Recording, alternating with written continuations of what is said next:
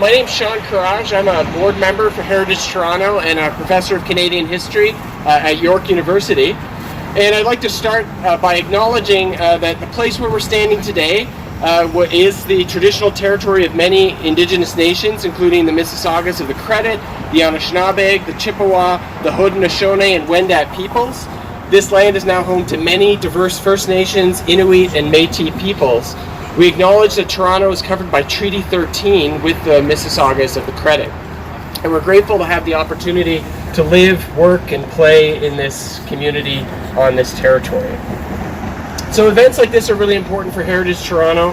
Heritage Toronto is a charitable agency of the City of Toronto whose mandate is to enhance the understanding and appreciation of Toronto's past and present among its residents and visitors through education, commemoration, and celebration of the city's diverse people, places, and events. And we're thrilled to unveil this plaque today celebrating the 100th anniversary of this extraordinary piece of public infrastructure, the Prince Arthur Viaduct, a testimony to, in some ways, the genius and brilliance of city councils of the past, public servants of the past, and the hundreds of immigrant workers who helped build this bridge that spans the Don Valley and the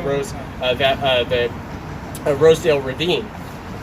This transportation infrastructure is an engineering feat that was key to opening up the east side of the city, and it transformed the city of Toronto. Even before the viaduct was built, developers were already starting to change what had largely been an agricultural district and industrial district of the city into a new suburb. The opening of the viaduct in 1918 brought thousands of people across from the east side into the city center by foot, by horse, by other vehicles, and by streetcar. And of course, it was the foresight of the city's Public Works Commissioner, R.C. Harris, to include a lower rail deck 50 years before the construction of the Bloor-Danforth subway line, which now tens of thousands of Torontonians cross daily. So I want to thank you all for coming here to help us celebrate this landmark anniversary, and I'd like to invite the Mayor John Tory to the podium to say a few words. Thank you very much, and good morning, everybody. It's interesting to hear reference made to an agricultural area just over here, and it's hard to imagine that now in the Toronto that we're in, but I'm delighted to be here this morning because this is a very important historical anniversary, but I think it's also an important reminder of what we have to be doing going forward. And I'm so pleased to be here with Councillor Paula Fletcher, who is somebody that is constantly talking about the needs of the whole city, but in particular about this part of the city just to the east of us here, and we'll have her own chance to speak in a moment or two. And Ann Michaels, our poet laureate, and she always adds a certain very special element to any of these historical things that we're doing. And you know, when you read about this project, which you do in anticipation of coming to an event like this, you recognize what an incredibly far-sighted and determined decision that it was on the part of the City Council of the day to do something that culminated in the opening of this Prince Edward Viaduct 100 years ago this year. It opened on October the 18th, 1918, and it did indeed connect the city to what was then a fast expanding East End and help build up the neighborhood that we've come to know so well and that is such a thriving part of the city. You can't even imagine that part of the city not being connected on the Bloor-Danforth line to the rest of the city. It was a big, bold idea that was way ahead of its time. Built with a rail deck, as it was mentioned, underneath the roadway. It was ready for a subway line that wouldn't come for 50 years after that in 1966. But when it did, thanks to the fact that there had been the persistence and the foresight and the courage, because I think a number of times it was taken forward and actually turned down, the whole project, including the deck. The viaduct itself and the deck underneath ended up, of course, saving a lot of construction time when the subway was built and untold amounts of money that would have had to been spent in order to either put a deck there or do something else to get that subway line to run right across to the east part of the city. So imagine the fact that it was a team of people that really did all the work on this. Imagine thinking that far ahead and being able to see the city that we were several decades later. It wasn't without controversy, as I was suggesting. There were those who thought the project was too ambitious. There were others who said it was too costly, and even dubbed it a bridge to nowhere. This was what some of the people said who were opposed to it at the time. But thankfully, the naysayers of the day did not win out. We moved ahead with building the infrastructure the city needed with a far-sighted inclusion of a transit deck that ended up, of course, being needed several years later. And it's hard to imagine that someone would see this bridge now as something like that, as some kind of a bridge to nowhere, when you see the cars and the bikes crossing it, even as we're standing here today. The trains, of course, you see crossing it when you're below the bridge. And it's just hard to imagine anybody arguing that it shouldn't have been built, or that it was a bridge to nowhere, or that, as they always say with these far-sighted projects, they're too costly, too big, too bold, take too much time, and all this kind of thing. This bridge is a monument to all those who understood the importance of building now, but also at the same time building for the future. It's a monument to all of those who saw the importance of building a bigger city, of making the long-term investments which impose a burden today for a benefit that is received tomorrow. And so I just say to you that it's not an occasion to get into it in depth, but I will say to you it's the same spirit that I bring, and I think most of the City Council brings, to the decision point that we're at today, where we have to make the investments in transit and housing in particular, yes, to produce some short-term benefits, but also for the long-range view of what this city is going to be and what it needs to be, and so that we're ready for the future. And even today, and I can just tell you that I think what we have to do is have the resolve that they had back in the early 1900s to build this bridge, and the same thing we have to do today with regard to taking the long-term view, making the long-term decisions, and making the long-term investments, which often seem big at the time, but later on pale in comparison to the benefits that have been received. And so we will be, I hope, in the 21st century as relentless and forward-thinking and determined as the team that built this viaduct a century ago. And I stand here today and pay tribute to them, but also to the people who actually built the bridge.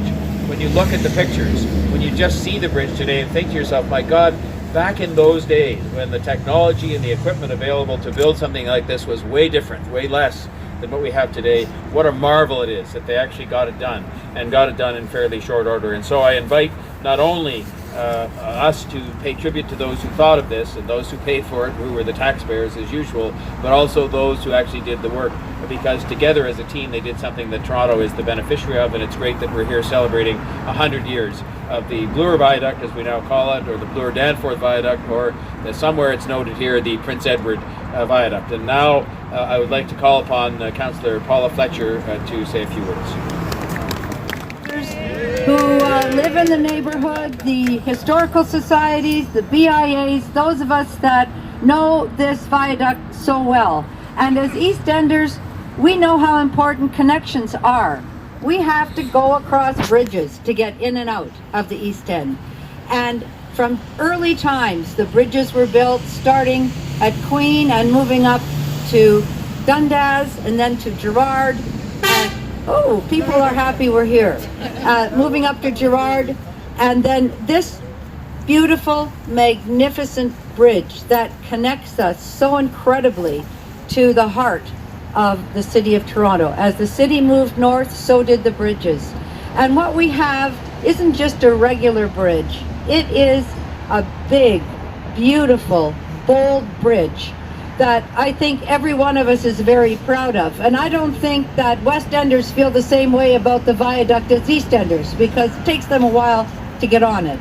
But it's right here at our doorstep as part of our gateway.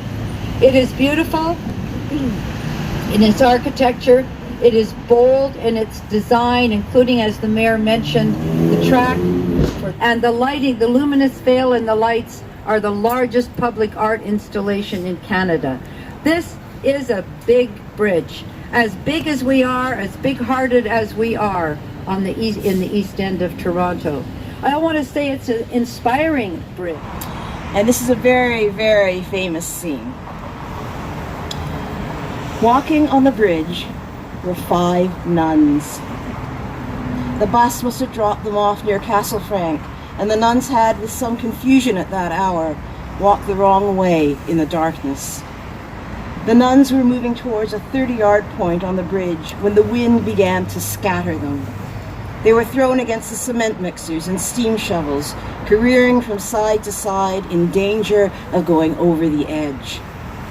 Some of the men grabbed and enclosed them, pulling leather straps over their shoulders, but 2 were still loose. One nun was lifted up and flung against the compressors, She stood up shakily, and then the wind jerked her sideways, scraping her along the concrete and right off the edge of the bridge. She disappeared into the night by the third abutment, into the long depth of air which held nothing, only sometimes a rivet or a dropped hammer during the day. Then there was no longer any fear on the bridge. The worst, the incredible had happened. A nun had fallen off the Prince Edward Viaduct before it was even finished. The man in mid-air under the central arch saw the shape fall towards him, in that second knowing his rope would not hold them both. He reached to catch the figure, while his other hand grabbed the metal pipe above him to lessen the sudden jerk on the rope. The new weight ripped his arm that held the pipe out of its socket, and he screamed. So whoever might have heard him up there would have thought the scream was from the falling figure. The halter thulped, jerking his chest up to his throat. The right arm was all agony now, but his hand's timing had been immaculate, and he found himself a moment later holding the figure against him dearly. He saw it was a black-garbed bird, a girl's white face. They hung in the halter, the pain terrible. He asked her to hold him by the shoulders to take the weight off his one good arm. She could not speak, though her eyes glared at him bright, just staring at him. Scream, please! But she could not. During the night, the long chutes through which wet concrete slid were unused and hung loose, so the open spouts wavered a few feet from the valley floor. The tops of these were about 10 feet from him now. He knew this without seeing them, even though they fell outside the scope of light. If they attempted to slide the chute, their weight would make it vertical and dangerous. They would have to go further to reach the lower deck level of the bridge, where there were structures built for possible water mains. We have to swing. She had her hands around his shoulders now, the wind assaulting them. The two strangers were in each other's arms, beginning to swing wilder once more past the lip of the chute. He had his one good arm free. Saving her now would be her responsibility. She was in shock, her face bright when they...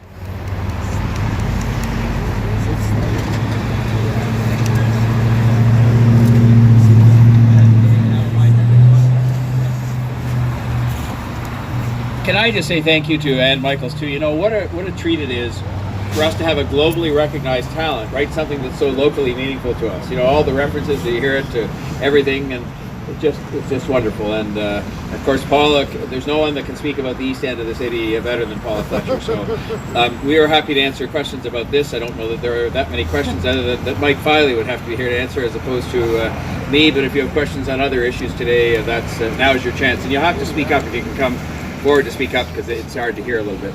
Mayor, can you talk about Jim Karagianis, who wants to introduce a bill where wards will determine if they get pot dispensaries in each ward? As you know, I've expressed my own concern about the need for the City of Toronto to have some greater latitude to regulate within the context of the provincial rules the location of cannabis stores, because we don't want 6 or 7 of them located in one strip of the Danforth or anywhere else in the city, for example. We don't want them to be too close to schools or playgrounds or places like that. And right now the rules leave it uncertain as to whether we would have the degree of control I think cities, including Toronto, should have. You know, I think it's going to be difficult because it would involve a change to provincial law, and I'm not sure that's forthcoming.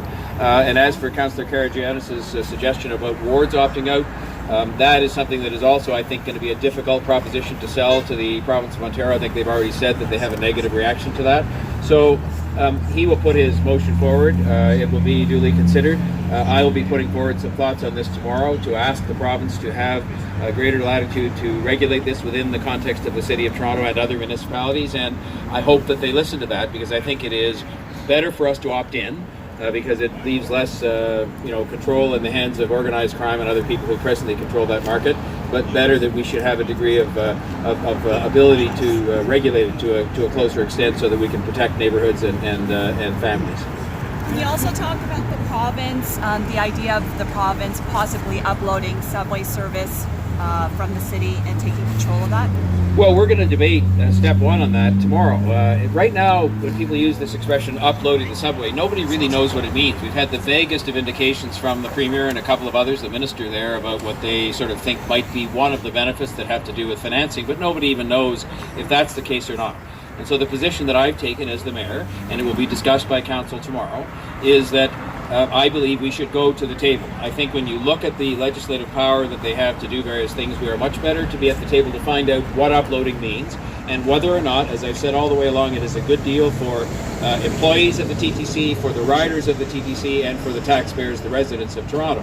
And you can't find that out until you go to the table and talk to them about it. So my position is, subject to conditions that will be laid out tomorrow, that we can go to the table and listen to what it is they have in mind and get some answers to 1,000 questions that are out there about this, because I don't think it makes sense just to say, well, we're not going to the table and we're going to stomp our feet and say it's all wrong. I mean, it may end up being all wrong, but you got to go and find that out, and right now we just don't know.